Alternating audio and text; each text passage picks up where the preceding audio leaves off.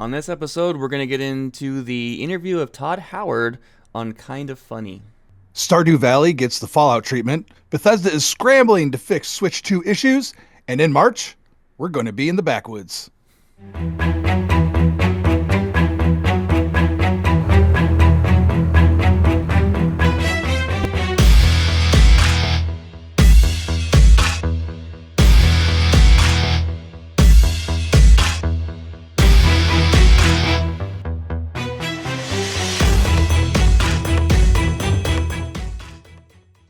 Hi, everybody. Welcome to Bethesda Unpatched. This is episode number 33. I am Joe the Wigit, and I am joined by the man with the master plan who can and will do all things epic, Kilo. Wow. You waffled on that one a little bit. I did. What's up, guys? And I missed the space trucker How's it going? part.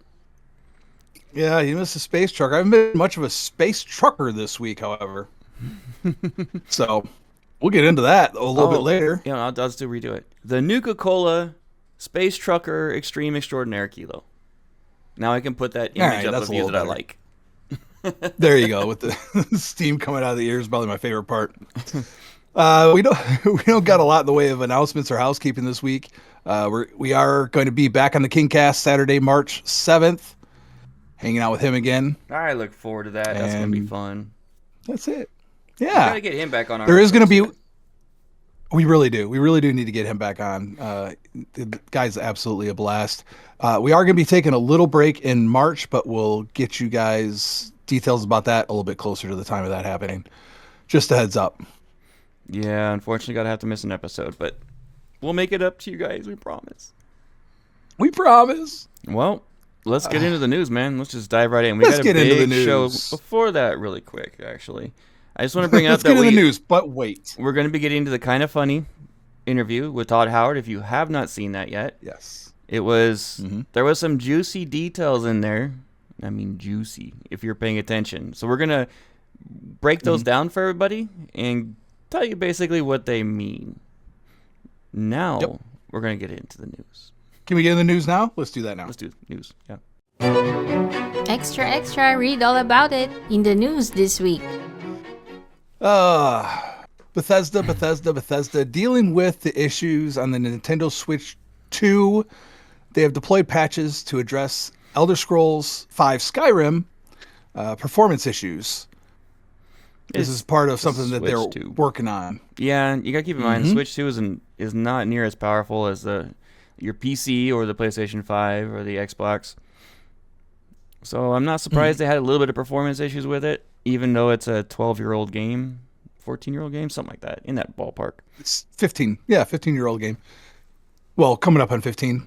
But this is going to be update 1.2, and it is going to include a new 60 hertz mode, improved FPS performance.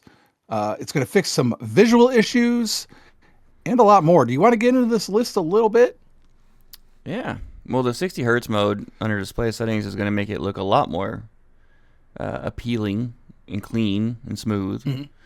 Your refresh rate is extremely important for those of you who don't know about that. 60 hertz is usually the standard. Anything below that is going to get blocky and bleh. Yeah, I mean, you're going to have the option to toggle between prioritizing visuals or performance. There's some crash fixes. Yeah, they had a couple. I guess there was something that occurred when reading the Dark Crimson Gurks Volume 4 book for the Tilted Scales quest in German. That's very specific. Very, very specific. A lot of these crash fixes, what we call A-class bugs, which are game dumps, they're extremely specific to get those. You can't have any, like most publishers will not release a title if it has any known A-class bugs. But some of them squeak by. Well, I mean, it's part of the whole transition between the different platforms as well. Some we've talked about with crossplay is they have a lot to deal with behind the scenes, and actually Todd does say something about that later on in that interview. We also have some FPS drops that have been fixed. We have, let's see, viewing water planes from a distance or within menus cause them to shift up and down. And this is That's really weird. minor stuff, like distant aspen trees going kind of blue, have a blue tint to them. I would have never seen that. I'm Interesting. colorblind as hell. But I saw an interview. I read an interview with Tim Kaine. You know, he didn't even realize at first that Fallout 3 was tinted green because he's colorblind. Just like our beloved Wigit. mm-hmm. Last time I went to my eye doctor, she told me I was her first ever case of total blind. Huh. So I'm not monochrome blind. I can see color. It's just I see a very limited amount of color.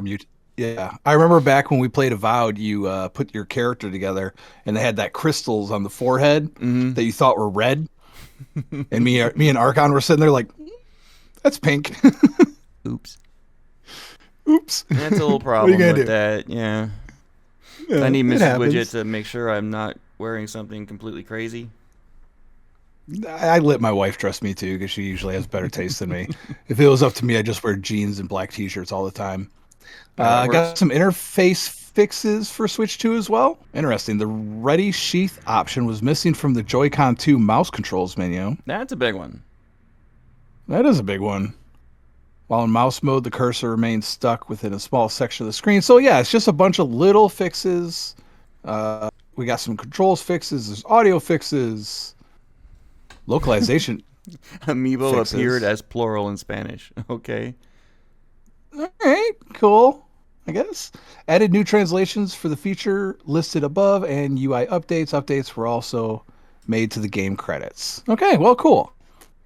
So there you go. Very simple. Fixes. If you're on Switch. Good fixes, though. Let's talk about Fallout 76. What I'm really excited about. I was just going to say that. We're finally getting our new big content after the Burning Springs. Yeah, we got some good stuff coming. You want to take the lead on this? The Backwoods is coming March 3rd, I believe. Yes, March 3rd. Alongside March 3rd, Season 24. And I'll get a little bit into details about Season 24 as well. But the Backwoods is a new adventure coming to Appalachia. And it's going to contain what everyone was speculating and kind of already knew. Good job of keeping that one secret, Bethesda. Bigfoot. Right. The new cryptid has been finally announced. They did a lot of event overhauls. They're called activities now. The single event per events. I'll get into that a little bit. They did some world loot updates, Pip-Boy performance updates with like 84% memory reduction and things like that. Really cool.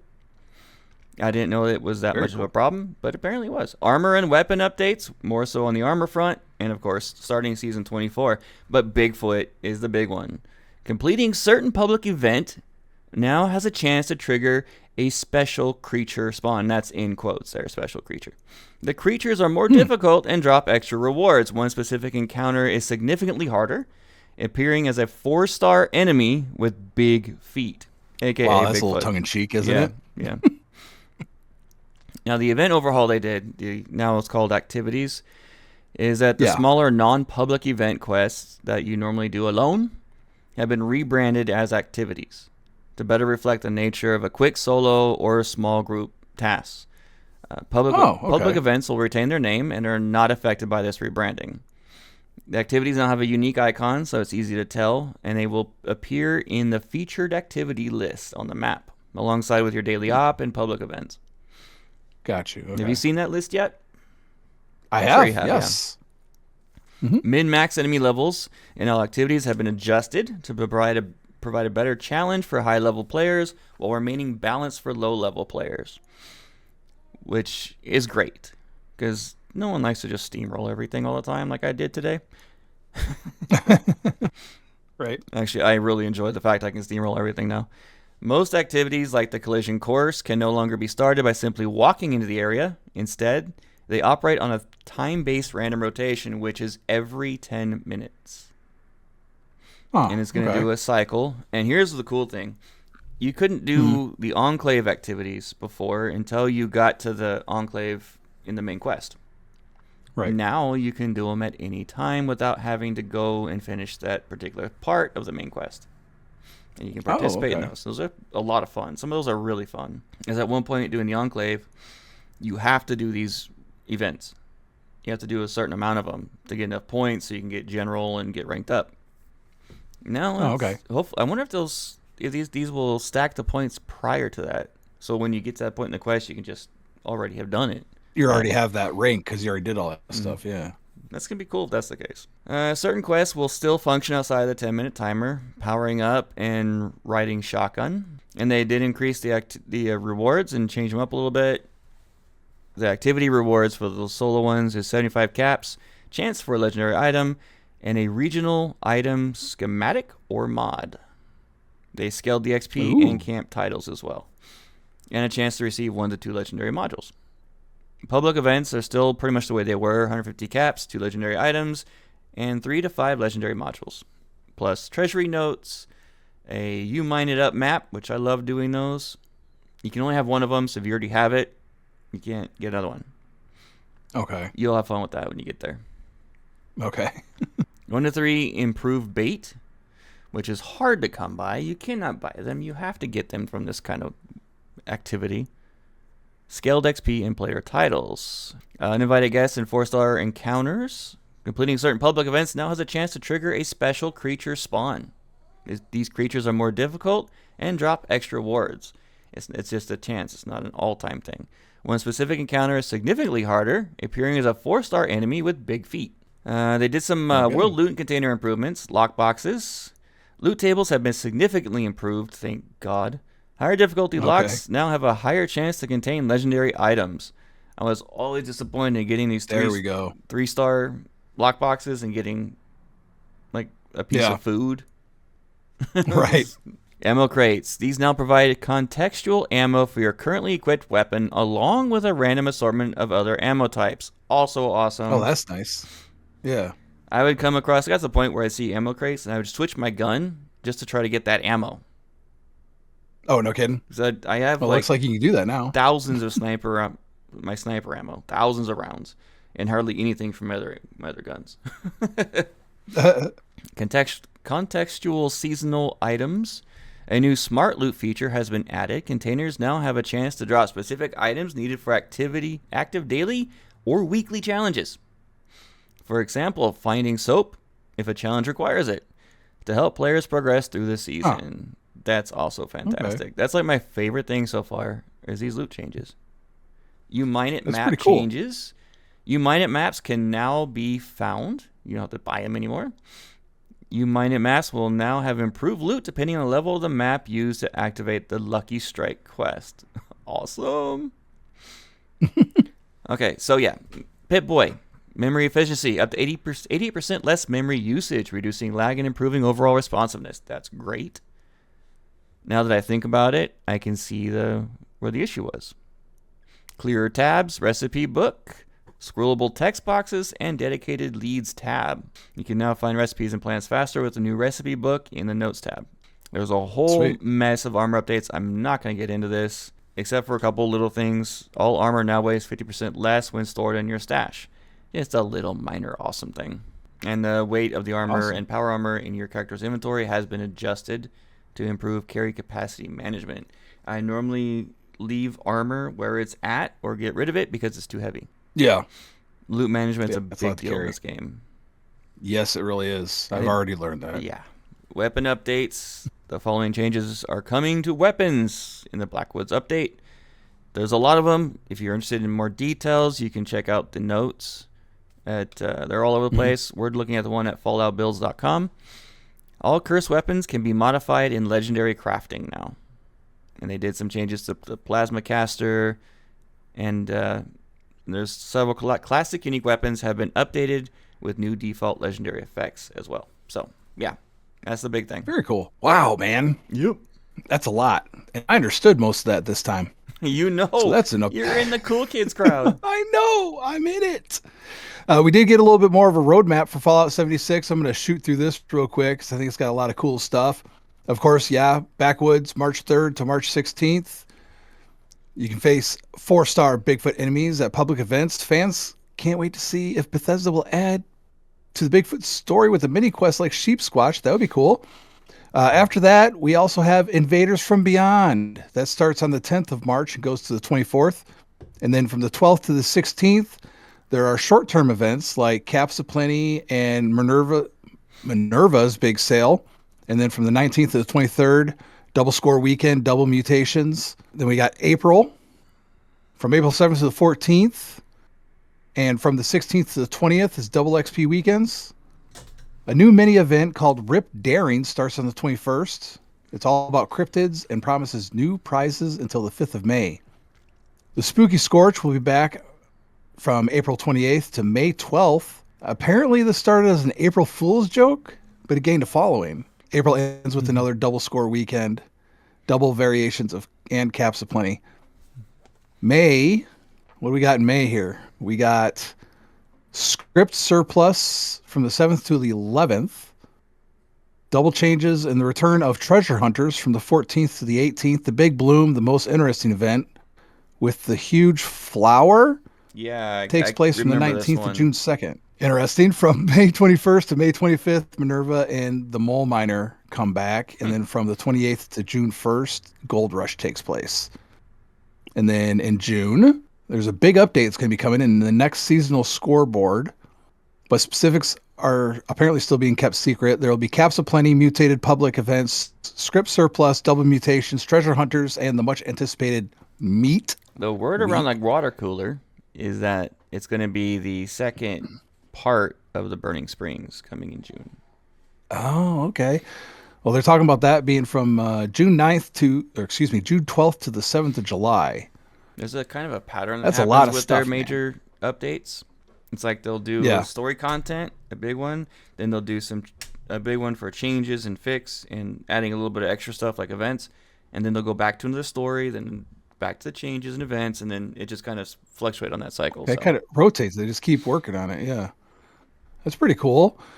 Well, how about we talk about a little bit of a different game? How about Stardew Valley? Have you ever played Stardew Valley? No, but my son has been begging me to do it because apparently he got hooked on it, which is a game I never thought he would do, as well as my brother and a few other people have been really into it. Well, this might get you to play it because Stardew Valley now has Fallout Valley, which is a free post-apocalyptic take on the game. That could be very interesting. The Fallout series is one of the most popular RPG properties in modern video game history. Yep, especially with the new show coming out and rocking it out. Long before it was developed by Bethesda Softworks and Fallout 3 was released, basically they're putting Fallout in Stardew Valley. Yeah, this is all available right now via Nexus Mods. It's called Fallout Valley Buildings by Gumbo632. And you can basically make the game look like Fallout. Sorry, I'm doing my... But apparently there's a list of other similar mods that can be found on the Fallout Valley Buildings page. So, if you like Stardew Valley and Fallout, there's your crossover for you. It's a little bizarre. A little bizarre. But it could be interesting.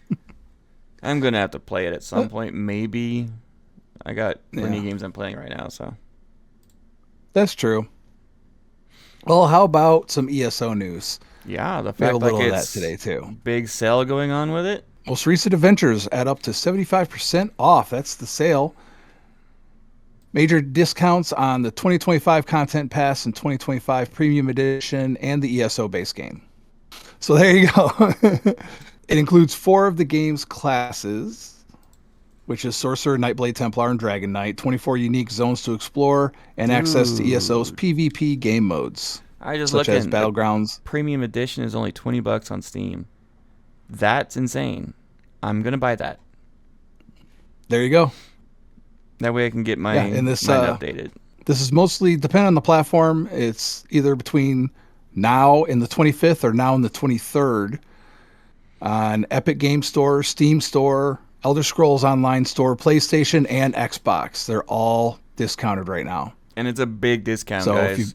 You're looking at $80 to $20. So if you guys have been wanting to get into it, now's the time. Yes. We've been talking a lot about this, the new year, and all the amazing things they're doing, and I interrupted you again because I'm a tool like that. You go ahead. No. We've been talking a lot about ESO, and they're doing some massive improvements and changes to the game coming up in April.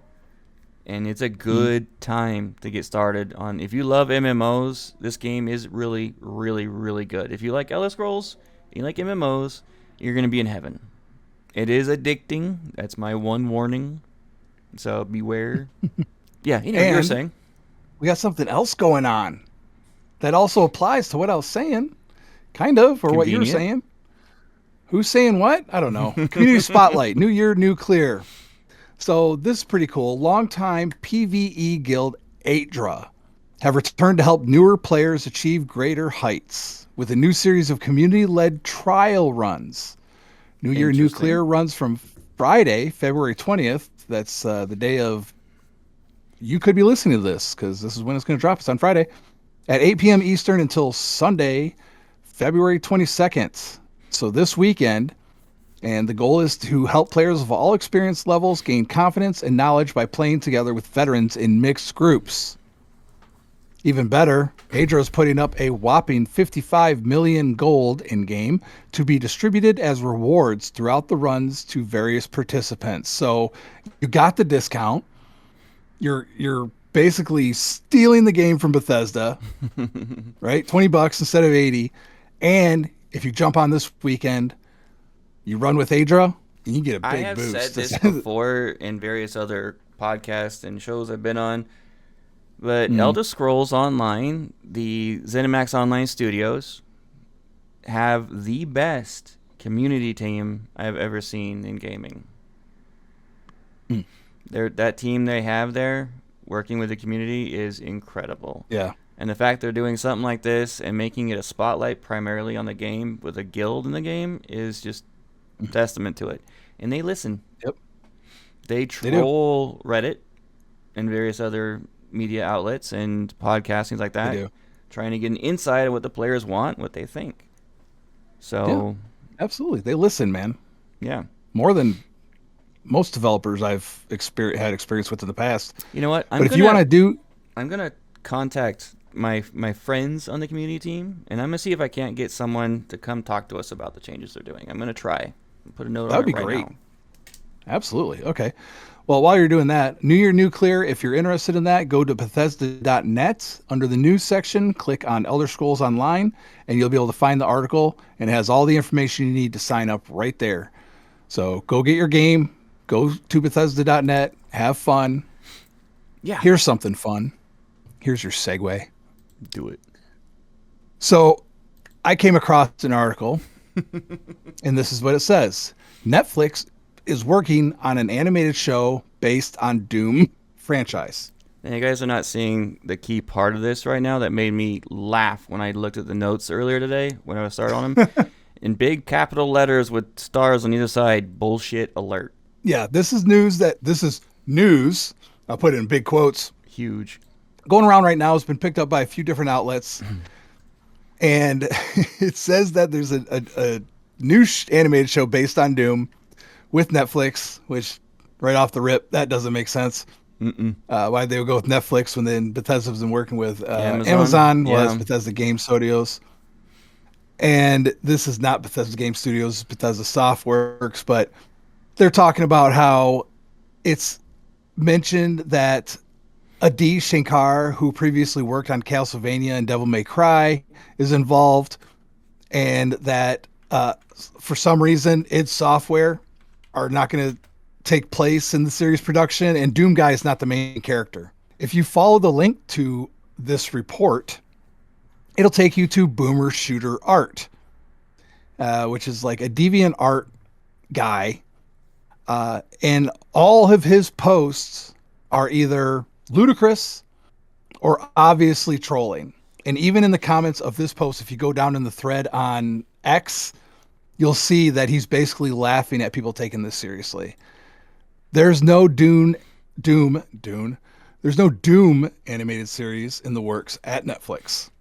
So I just a little, it's a complete 100% bullshit. Don't buy into it. There's so many red flags in that in every which way, shape, or form. And I can't believe people just don't even research. They just roll with it. Oh my God. Oh, look at this. It's Doom. They don't even check the source. I mean, come on. Bethesda is a very unique studio.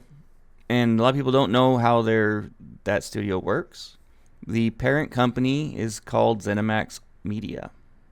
It's the main company that was acquired by Microsoft in 2021. They have three major studios underneath it. That's Bethesda Softworks, Bethesda Game Studios, also known as BGS, and ZeniMax Online Studios.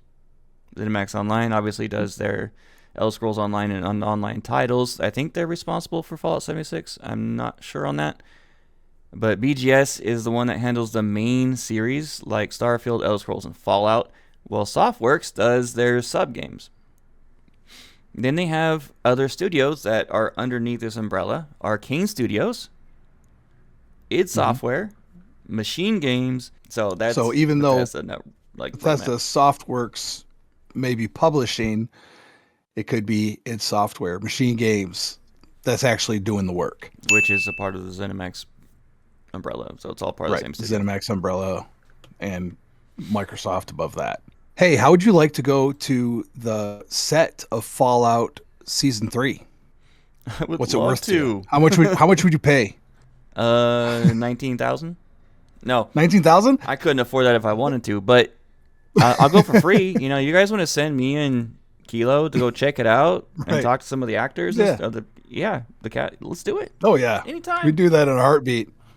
But failing that, we could throw in $19,000 on a silent auction in order to win the possibility of going. That's the minimum bid. That's the minimum bid. Yeah. And that's the same bid it was a few days ago when I first saw this article. So I don't know if anybody's actually bidding on it or not, but it is a Lux silent auction. And it is to benefit Make-A-Wish Mid-Atlantic. So that's the big goal, is to benefit Make-A-Wish. And you could go to the set and get a bunch of free stuff, fan stuff, and posters and jackets and a beanie. They have bobbleheads of the Ghoul, an action figure of Cooper, a Nuka-Cola bottle cap magnet, all for only your low price of minimum bid of $19,000. Yeah, that's absolutely crazy. I can go. Let's see. How about let's bid 25,000. Let's make it interesting. So I better close this page before I get in trouble. Yeah. So that's an option. That's our news. That's what we got, because most of our news is actually in our main topic. Yep, our main topic's going to be awesome, and I hope you guys like the new bumpers I've been doing. Miss Kilo is going to be the voice of our gameplay bumper when she feels up to it. Yes, it is. Yes, she is. Yep.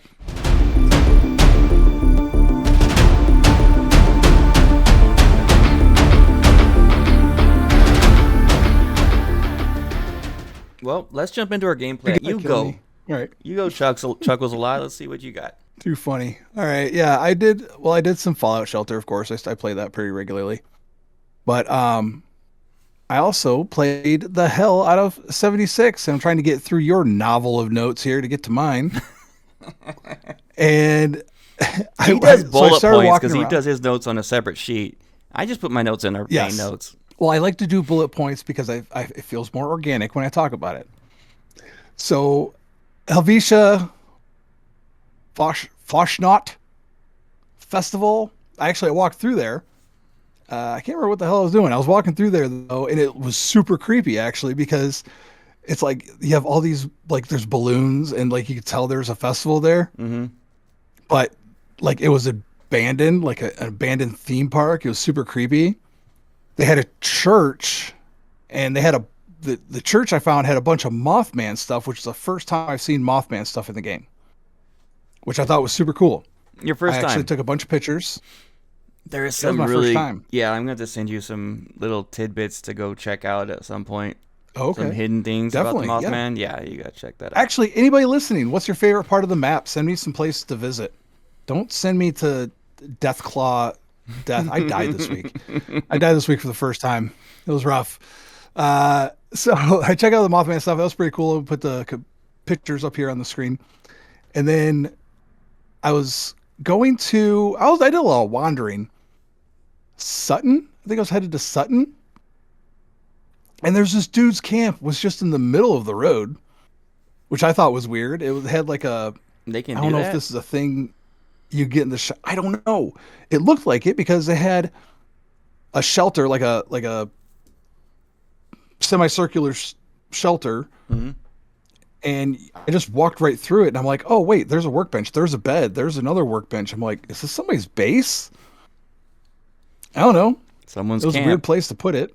Yeah. Someone's camp. So I just kept going, and I ended up. Oh, that's what it was. I was following the overseer's journals. So I end up going up to Morgantown High School. I went to Sutton, and then I went to Morgantown High School. That's what it was. I'm following And you Morgantown mentally High here. School. Yep, Morgantown High School was the first time I died in the game because it's filled with protectrons, and they are Yes. zero bullshit in this game. Yes, they are. Just wait till you That come was a rough across one. Assaultrons. And I like I had to- spelling no. those with ASS. Listen, ass Assaultrons. Even in Fallout 4, I hated Assaultrons because they're crazy. They just run at you, and then they got the laser in the head. It's like, how the hell do you protect against And that? they got different varieties in this game, like the one I had to deal with Great. today. Yeah. Can't wait. So, but I went in there and I got the thing and the MacGuffin, and then took out a couple of protectrons. Ended up bolting, just leaving the rest of leaving them in there. Peace. Forget about that. Peace out. But I went back to my case. I went back to my camp, and I fixed my rifle. I did a little bit of upgrading. I need to find a scope, man. Yeah, best thing That's to what I do really need. is what I found out late on in the game is to, when you can craft that rifle in Yeah. your weapon bench, craft the living crap out of it. Make as many as you can, and then break them down, because you'll unlock all your parts from that. Really Mm-hmm. interesting. Noted. I had to do. I did not know that. That was cool. Yeah, I talked about it a few episodes ago where I had to make like 30 of them, of my rifle. Oh, and that's then right. You did mention break that. them all Yeah, down. The very that's last right. one gave me my Mhm. silencer, my suppressor. Yeah. Nice. That's pretty cool. Well, then I did all that, and then I went back to Morgantown to go to Vault Tech University. That's a fun area. That was pretty sweet. Mm-hmm. That was pretty cool. Except up here is where I started to run into disease protectrons, which I didn't know protectrons could be diseased, but Yeah, it they doesn't were. They had a sound little familiar. biohazard. Yeah, there's a bunch of them all over Morgantown. I ran into a bunch of them, Oh yeah. Okay, I know what you're talking about. Yeah. and that was the second place I died. Yeah, that'll happen. Because I went, I was fighting. They were outside of a store, and there's a couple of them, and I was fighting them off with my marksman rifle and my shotgun, and then one of them goes into the store through the back door, and I go around, and when I come around, there's like 2 or 3 of them in there, They and set they an just ambush capped for me you. right. They did. They really did, and I fell for it. Like, what the? So I load back in. I go back up there. When I get up to that road right outside Morgantown on the south side, I saw them off to my left, and there was like 5 or 6 of them just kind of ambling. Burr, burr, burr. I just took them all down with my marksman rifle, just one after the other, because they couldn't get close enough to shoot me, I guess. I don't know. But those were all disease protectrons too, so I don't know what the story with that is. I don't remember. I But- know there is one about it. I don't know.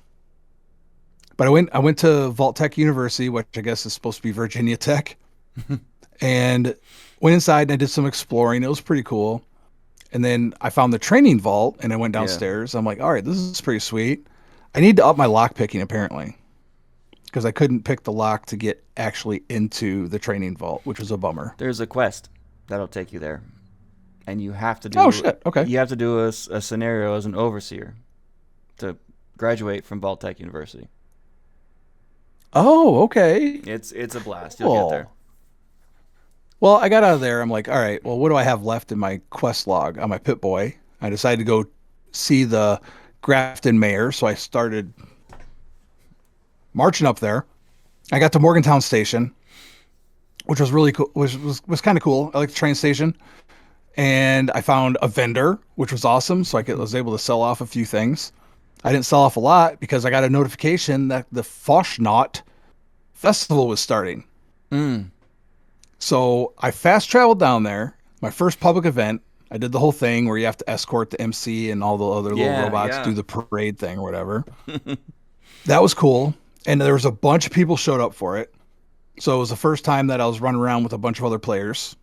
And I found a really, okay. So we get to the very end, and I'm like, well, where's the mask? Apparently now you have to loot the mask from the final boss Yes. of that battle, Mm-hmm. which I did not know. But I'm running around out there out front of the church, and they got the effigy. They light the effigy on fire, and there's a couple weird ones out there. I don't know how people are getting some of these characters to look like this. I'll send you the picture widget. Yeah, there's But this weird ones. this one lady, lady, I don't know what the hell it was. I don't know. This creature that was humanoid-ish that looked like Slender Man with no clothes on. I'm like, how did you even do that? Like, what? But it was cool because I got to see people run around with a bunch of stuff that they've obviously earned through the game. It was the first time that I questioned my dedication to the marksman rifle because there's some dudes running around with some really awesome weaponry. Yeah, It was really cool. I refuse to give in to that. I'm just gonna be Okay. that guy that stands up on that rooftop picking everything off while everyone's down there with their huge automatic weapons. Automatic weapons, yeah. I saw a lot of that going on. But then I saw another event, which was the Path of Enlightenment. Oh yeah, yeah. Okay, so you gotta go to the lighthouse. I go to the lighthouse. I'm the only one there for this. I've So had that I'm running happen to around, me. I'm killing those freaky multi-eyed toads. Yep. And the little fireflies, which didn't do anything. I did a couple of trips shooting them, running back up, depositing it into the lighthouse, and then back down, kill some more. And then finally, my third trip down, another dude showed up. So he was able to top us off, start the lighthouse up, and then the wise Mothman appears, which was pretty cool. It was pretty cool looking with the purple eyes and stuff. Yeah. That There's was an pretty sweet. event So you have got to do. It's down south in the Nuka-Cola like fair area down there. I forgot Okay. the name of it. There's one that goes down there where you have to basically play like robbers in the Old West, and you have to go take these money from every all the saves, and it's all cardboard cutouts. It's crazy fun, and you Oh, get that sounds amazing. 6-shooter that I love. nice. Well, I then went back to Grafton. Excuse me. I completed my travel to Grafton. I went back up there, and there's this big ugly dude running around up there. Holy cow. And he's just he's messing up super mutants. So I just tried to stay out of the fight for a minute. I was like, the super mutants handle this shit. And then the EDEs were running around, the iBots were running around. Total chaos. And the big Grafton monster is just wiping everything out. So I end up finding a couple of spots, basically running and gunning. Run around the corner, pop, pop, pop, run back. He runs around. We do a little ring around the posy with the building. There's some little shed I got into that he could not get into. He could damage me with ranged attacks, but he couldn't hit me with the melee attacks. So I used that. Eventually took him out. Took a lot of work, though. I was pretty nervous about that one. But then you go and see the Grafton. The Grafton mayor is a freaking AI. Yes, it's great. That He's AI like, is fantastic. well, you're gonna do this stuff for me. I'm like, all right, well, not right now. So You I insist. logged off. When I feel like it. That was the last I played. I have to go back and do some work for the Grafton mayor next, I think. I just love the fact that, and that's the main thing for me. It was cool to be able to do those public events and experience that and be run around with a bunch of other people, and we're all just with the same objective. That's a lot of fun. Yeah. But I'm probably having just much or more fun just doing the quests that come up solo. Yeah. Yeah. Me too. It's a lot of fun. Yeah. Or even having If you have not played 76, one you friend gotta with play you it. running around doing this stuff is a blast too. It would be awesome too. So if you're on Xbox, Kilo Tango 1122, come find me. The widget. That's on it. That's my PC. gameplay. I did do some the widget? 76 a little bit. Okay. I had my my stupidity moment of the week. I Uh-oh. decided to continue the Brotherhood of Steel quest line, and I'm on a quest called the Satisfied Conscious, and I have to go to Okay. Vault 96, which I guess the cooling system got broken, so everything's covered in a massive amount of ice, and it's full of raiders in there, and of course robots that want to kill them and you. And I ran around for an hour Naturally. killing everything. I have video of this. I'm going to put it up. I'm one-shotting everything. Like, nothing has a chance. Even the robots, except for the Assaultrons. I came across one that took me a while to kill because it was a stealth one. It goes invisible. Oh, fun. Yeah. Fun. And runs around and do swiping with his blades. It's not one of those assholes that has like the ray that comes out of his head all the time and one-shots you with that. But it was just a little stealth ninja, and it was giving me hell. It nearly got me twice. I had to run away from the asshole and hit my meds really quick. Oh. So I ran around this stupid Vault 96, trying to find my way into the locked doors, trying to find a key card, and I could not remember what to do. Only to realize that I didn't have the quest marked in my Pip-Boy. Jeez. Yep. Whoops. Second I put that on, oh, look at that. All the quest guides come up. There's dots on my screen. What do you know? That's what I was missing. Gosh. Trying to do that without that, it's nearly freaking impossible. Sounds tough. Sounds tough. I'm in the middle of it still. It's a long one. It's a long quest, but it's interesting. The story behind that vault is just crazy. I'm not going to tell you about it. You'll figure it out. Yeah, I'm excited to get into the Brotherhood stuff. It's fascinating. You're seeing like the early stages of the Brotherhood. Very cool. I can't wait till you start doing the Enclave stuff. That's going to be pretty wild. I jumped into Starfield. With all the talk about Starfield and Todd Howard and all that, I had to do it. I logged into my level 129 main, my stealth sniper, with no idea what I was doing. Of course. Clueless. It's been months since I played this game. I had to relearn how to play the game. It was sad. I logged in with my companion, being Torin. I'm going to send you the meme of Jack Sparrow when he's staring up at the Black Pearl in the other world. He's like, That's pretty much the way I was at. Oh, dear God. I landed on a planet nearby just to get back into combat. So I took on one of those random bases down there. And I was rusty at first. You know, the kind where you fall down once or it's like riding a bike. You never forget. You might fall down once or twice, but you shake off the rust and you're back at it, taking out everything with my hard target.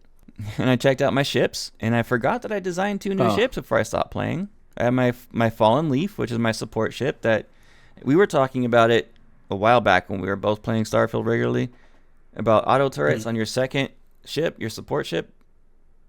Yeah. It's incredibly effective.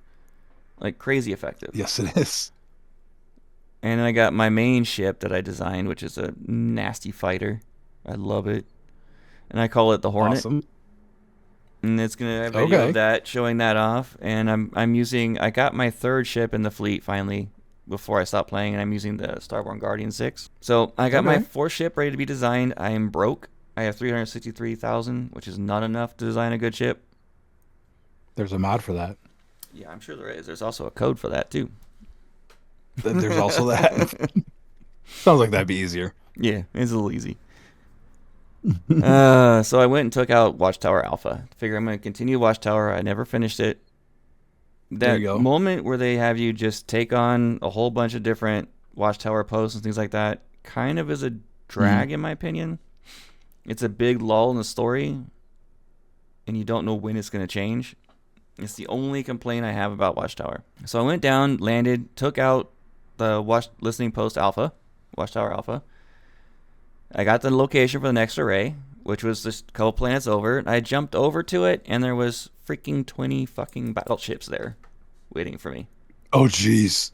Yeah. Me and my 2 companions got eliminated in a heartbeat the first attempt. Oof. I was about ready to give up right then and there, but I did a second attempt, and I got through, I would say, about a third of them. They had 2 armadas going on, or 3 of them. Of around 8 to 10 ships. Took out one of them completely, and then I got wiped out. So I had to jump out of there. And when the first time I jumped, going to, I think it was Alpha. Alpha Centauri. And then I jumped there, and then it put me back in the battle. So I had to jump again. And when I got there, It said 0% chance of being detected, and I got detected with contraband. So I reloaded my save, jumped out again. Only you. Me. It's just my luck. Went to an uninhabited system. Like, what the hell? I don't have contraband. I never do. And it was the Watchtower components. I forgot that those are listed as contraband. Oh, dude. Such a pain in the butt to deal with that. And you need those because they're a currency in the game. Yeah.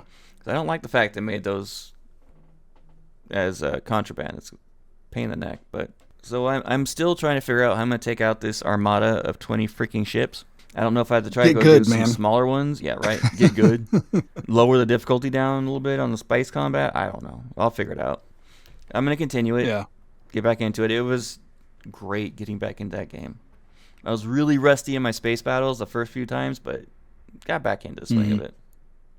I forgot how to get out of your captain's seat when you're floating in space so you can go inside your ship. I had to go to my key bindings to figure out what button to press. Oh, jeez. It's E on keyboard, by the way. It's B on Xbox, by the way. Well, that's it for part 1. Go check out part 2 where we go over the interview with Todd Howard that Kind of Funny did recently. The